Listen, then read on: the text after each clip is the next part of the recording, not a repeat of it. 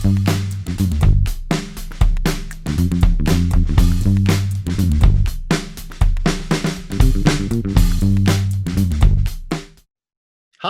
and welcome to Unplanned, the show about cities and how they work. I'm Sam, your host, and before we get started with today, let me remind you to subscribe to Unplanned. We're going to have lots more interesting discussions to come. But today we are joined by a very important person here in Cambridge, and somebody I've known for years, and I consider her a friend. And that is C.A. Webb, and she is the president of the Kendall Square Association. We're going to learn all about Kendall Square and the association and its importance here in Cambridge. But suffice it to say, it is one of the most dynamic square miles on the East Coast of the United States. And she might even make bigger claims than that. But without further ado, let me welcome C.A. Webb to Unplanned. C.A., great to see you.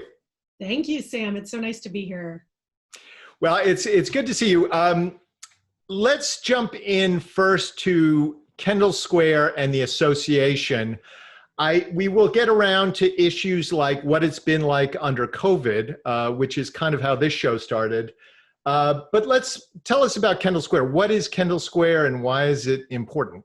Yeah, you say it's the densest square mile of innovation on the East Coast. I say it's the densest square mile on the planet of innovation. It's really a transit-oriented urban development for those of us who like that stuff.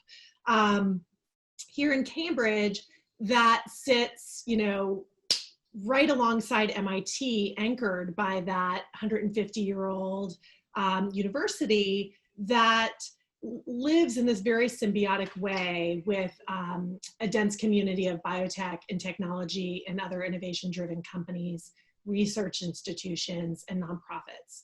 So, and a part that, we all loved is it's been a living example of urban revitalization, in that in the last 13 years since the association started, there's been this wonderful influx of retail, restaurants, ground floor, main street businesses that really reflect that innovation spirit and create an exciting place to not just go to work, but to go spend time.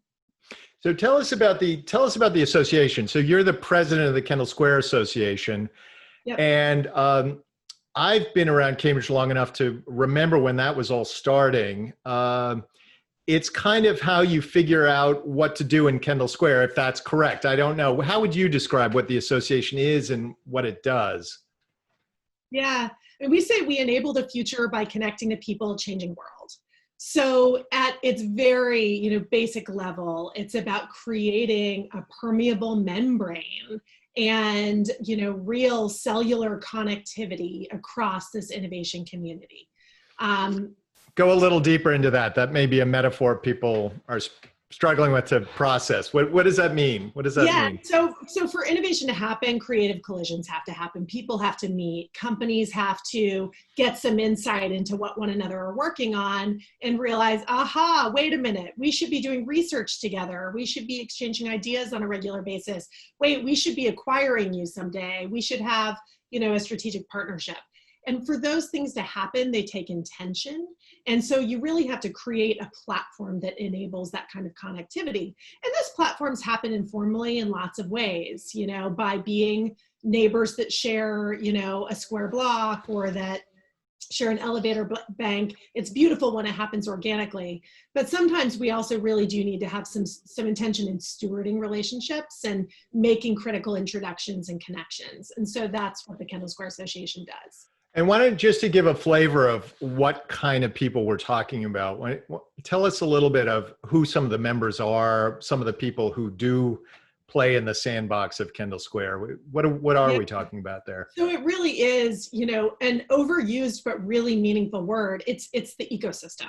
It's all the kinds of companies that come together to form an innovation ecosystem. So some of those are like the big pillar pharma companies, like a Lilly, like a Novartis, a Biogen, Pfizer, and some of them are the upstart biotechs that are doing research with those big, biopharmas. Some of them are technology companies. Some of them are the service providers that enable all these companies to do what they do, the intellectual property law firms or accounting firms or others. And then, as I mentioned, there's the small business that also enable the district to thrive as a whole. So let's stay with the pharmas for a second, the biopharmas for a second. What, because Boston does have a reputation for that, what is it about Kendall Square in particular that makes it attractive to a major multinational drug company? Why Kendall Square? Yeah, I mean, Kendall Square really hit a tipping point just over 10 years ago where there was suddenly this look to your left, look to your right, oh wow, everyone's here. And so if you weren't here, you were, your board was saying, why aren't we there too? FOMO, fear of missing out. We think something really is exciting there. We need to be there. So that happened gradually, but when it tips pretty far and fast. And so now Kendall Square really is the global epicenter of biotech, with some very, very meaningful tech happening too. I mean, all of the big tech companies, for the most part, have at the very least a secondary headquarters in Kendall Square. And then we have great companies like Akamai that actually were imagined in Kendall, founded there, and have now 20 years later grown to become a really huge, meaningful pillar company. So let's detour just a tiny bit, staying on the same general subject. But you became the president. What's a little bit of your background? What's your story, and what was it like becoming president of this association and one of the great economic drivers? I would say, Massachusetts doesn't even qualify. It's a big economic drive. It's an important place in America. What's it been like for you in your role? Yeah. So I'm about 23 years into my career, and I've spent it kind of weaving in between the nonprofit, entrepreneurial nonprofit, and for-profit, with the kind of continuous thread being leading transformation, new product development. And so I've really knit all that together in the Kendall Square Association platform, and that we're serving a business constituent, and those are our members. They're paying dues, and there's absolutely self-interest in the business model and advocating to make sure that Kendall Square is not a one-trick pony, but generation over generation remains an enduring innovation ecosystem. But then I put that together with my social justice roots and experience, and it becomes also how we knit together a real symbiosis and do collective action around the issues of our day that matter. So we'll get to those in a second. Can you give us a little bit, what's some of your background? What's your personal background? Yeah, so I grew up in Atlanta. I moved to Boston to go to Wellesley College, studied women's studies and literature. I have always lived in cities. I grew up in suburban Atlanta, and I joke that the suburbs kind of give me the hives. I love the serendipity that happens in the sidewalk collisions of the city. I live in Cambridge. I'm raising 2 little girls in Cambridge Public Schools. We love being a part of the city, and I love getting to do my work just, 3/4 of a mile down the street from where I live, because for me, it's really about doing this, generative work, imagining the future of how we can all work and operate and drive change together, and getting to do it contextually in a place, where I also live. I want to ask you a question that you can accept or reject or whatever, but what's it like being a woman in a role of such importance with a lot of these heavy hitters? A lot of times these are men-run companies, I assume, but maybe I'm wrong about that. Is there any aspect of that that's been surprising or unexpected for you? I've spent enough of my career being in rooms full of men, including I've been on an executive team where I was the only woman. I've been on many teams where I'm the only or one of a couple women. So it's not unfamiliar. I really like being in rooms where there's gender parity. I prefer those because I think that's those environments tend to be where the best ideas come from, where there's real give and take and multiplicity of perspectives. Same goes for race and other forms of diversity. I mean, it just enriches the environment.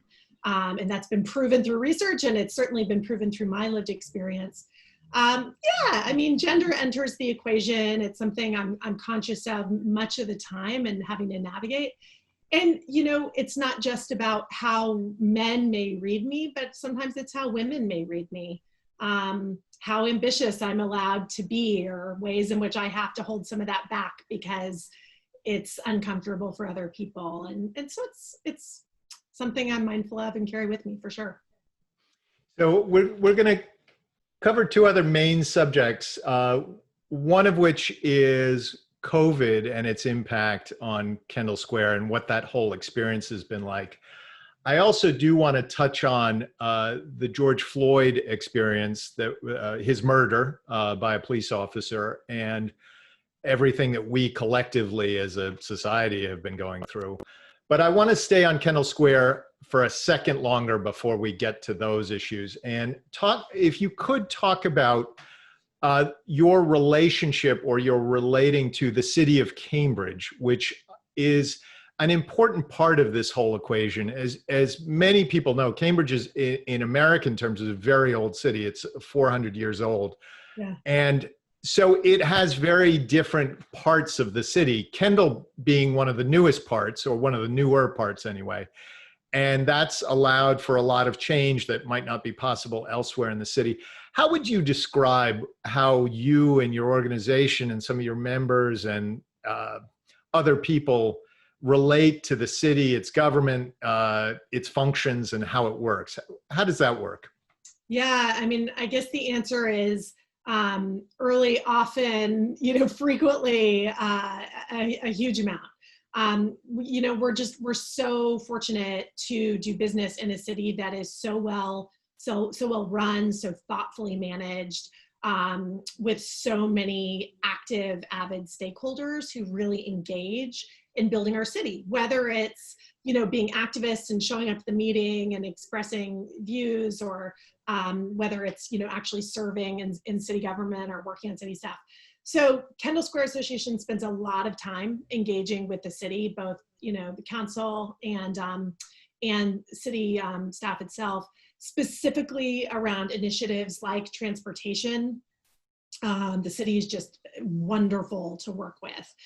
Right now in COVID, which we'll talk more about in a minute, working on a great Hello Again campaign, a signage campaign that was born out of Central Square bid, but the city then funded it to enable all parts of the city to roll out this really important public service messaging that Kendall will also be implementing. Things like that. There's certainly healthy tension. I mean, on the one hand, the commercial tax base in Kendall funds a disproportionate share of the city of Cambridge annual budget. It means, you know, I appreciate as a homeowner in Cambridge, my residential taxes are really low because largely the Kendall Square, you know, business district is helping keep them low. We have incredible schools, an incredible school budget and city services, again, because we have this great commercial tax base to lean on. At the same time, there's some tension. It's a limited square mile of space for development. And there's certainly some people who are uncomfortable with the growth that's happening in Kendall. And so we very actively tend to that, note it, think really hard about what are our healthy, viable, sustainable ways for us to continue furthering this innovation district without overgrowing it, and certainly without harming any of the surrounding residential communities. Well, just on that note, what's a broad statement you might make about what your organization's attitude is? Yes, development often does come with conflict. That's not unknown in city situations. But it does also seem that Kendall Square is highly reliant on having space for people to act, interact, mingle, et cetera, as you've said. How does that play out in your day-to-day life, your working life? Yeah, so I mean, for example, since the association started, we've been doing a lot of work on transportation, and that work has only ramped up and become more urgent, and I think our approach has only become increasingly strategic over the years. So, you know, we're really proud. Transit-oriented development, we know clearly if that red line stop did not exist, Kendall Square would not have been able to flourish in the ways that it has. So we invest a lot in advocating for transit and working very closely with MassDOT and pushing MassDOT, pushing the state to appropriately fund transit. I mean, it is a crying shame the way transit has been funded over the last 20 years. And we have been very vocal and very active in pushing against that and imagining a very different transit future. And how successful would you say you've been? It's often hard to get money I mean, out of a stone. This is such a hard one to talk about right now, because really the advocate community in transportation was lined up so effectively on March 1st. I mean, years of work in the making, the House and Senate really engaging, really putting together thoughtful plans, and then COVID happened. And now we're all looking at state budgets and saying, okay, a lot of things are going to have to give. What are we going to do? We're continuing to maintain, we have to keep making investments in transit. We can't back down because the lead time is so long. You know, you kick off a project today, we're not going to even be able to enjoy it until 2030 in many instances. So we cannot slow down, but we are having to be realistic that some of the forms of taxation that had looked very appealing, that also had the dual benefit of reducing congestion, may not be palatable to people when so many people have lost their jobs. Yeah, let's use that as a way to segue to COVID and more generally. So COVID happened. Part of the premise of the show of unPlanned was it popped into my urban planner head. You know, COVID, for all its really horrific negatives, including the 100,000+ dead in America, allowed us to run an experiment we never thought we'd be able to run, which is, what if you shut down an entire city for a day? And we did that over and over again in lots of different instances. And it, from that perspective, has been kind of fascinating. What impact has COVID had? And a lot of your companies must have been just thrown into a tailspin, or maybe not. What impact did COVID have on you and your organization and the people you're working with? Well, gosh, I mean, Kendall Square every day is driven by, you know, a sense of possibility and just real ingenuity. And I think in many ways, COVID just exemplified that further. So one thing I noted in those early days of March is Kendall Square companies were beginning to send people home, putting policies and protocols into place several days ahead of downtown Boston companies. I mean, Kendall Square scientists, immunologists, biologists, they got it, and we started acting. And then institutions like Broad Institute and CIC and others were really at the forefront of open sourcing everything they were figuring out. You know, every company had assembled a COVID task force within a matter of a couple of days. And I really admire, and this is the Kendall Square spirit, they weren't just doing it for themselves. They were publishing it on their websites and making sure anyone who wanted to borrow it or reference it or benchmark against it could do that. What about we're getting towards reopening, and obviously the governor has been struggling with how to get there. And I think a lot of players, including a lot of cities and towns, are trying to figure that out. Where are you? I mean, getting that right is presumably a pretty important task for all of us. And in Cambridge, at least, you've got the tallest buildings of them all, which presumably present the most complexity. Where do things stand on that as it relates to Kendall? Yeah, so we have a future of how we work task force that's met several times now and will continue meeting at least through the end of 2020. And it's made up of senior leaders, sometimes site leads or facilities ops folks, HR folks, it sort of depends, from our largest employers in Kendall Square. And they've come together to just do deep dives around how do we manage transportation? How do we manage employee health and safety? How do we think about public spaces and new ways of using those in healthy, positive ways, both mental health and physical health, right? So we're working through the issues. Childcare obviously is a huge barrier. And I think most employers are being very sensitive to the fact that until schools are open, until there is more accessible childcare, they cannot demand that all their people come back. And most of our Kendall companies are really being very, very conservative. Health and safety is at the center of everything. And so they have brought back small percentages of their people, really, truly still essential folks, lab folks for the most part. Most office workers are still home and will be for quite a long time. So let's switch to the final question, which is a big one. But let me start by just thanking you for joining us on Unplanned. It's a thrill to talk to you, and it's great to hear what you're working on, what you're doing. George Floyd, obviously, his murder really turned over the apple cart in America in a lot of ways. And while it is horrific to see that, it nevertheless has brought to the fore a lot of questions that we all have to grapple with. I'm curious, both from your professional side and also your personal side, as somebody who's been very socially active over the years, where are you on all this? I think we're all doing a lot of thinking and rethinking and soul searching and trying to find a better way. Curious where you are in that process. Yeah, I was on a call with about 80 leaders in biotech last night who are part of a networking group called Biodiversity that is for Black and Brown folks who work in biotech and it welcomes allies. And so I attend their gatherings periodically. And last night we were just talking about how our companies have responded and how folks are feeling. And it really, to me, the kind of sentiment across the room, the Zoom, mirrors, I think, much of how I feel, which is incredulous that it took this many Black deaths and this much violence before we had some collective action and sustained attention. And that's painful. It's really painful. And painful for me as a white person, painful for the Black community. At the same time, there is appreciation and recognition that now we have a moment and we are going to do everything we can with this moment.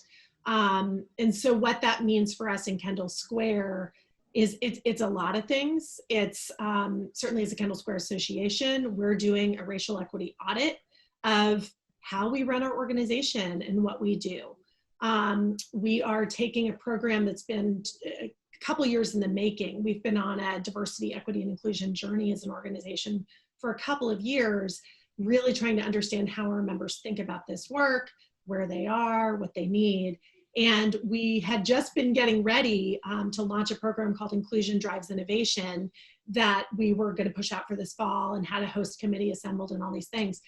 Now in this moment, we're just checking all of our work to make sure that it is as substantive and helpful as it can possibly be, and that it stays so far away from being some of the typical, or I won't say typical, but the sometimes polite DEI work, and that especially can happen inside the walls of our businesses, and really pushes new boundaries and getting people into conversations and action planning around policy, around systems, around how we organize our teams and our companies to be actively anti-racist. Yeah, I really do appreciate that. And I think I understand that word typical, or whatever word you use. I have a sense of that myself. Sometimes it does feel as though we've run this playbook before, and we're clearly not in that place anymore. We're in a new place, and we have to figure out how to move forward. CA, I want to thank you for taking some time to talk to us. The work you do and the place you work is very important, and it's very, very interesting. And we absolutely look forward to hearing more about your work and the things you're working on in the future. I'm personally aware of your transportation work, and I wish you all the best there. Of course, the diversity and inclusion work is a project for us all the time. But anyway, I want to thank you again, and we hope to see you again on Unplanned sometime in the future. I'd love it. Thanks for having me, Sam.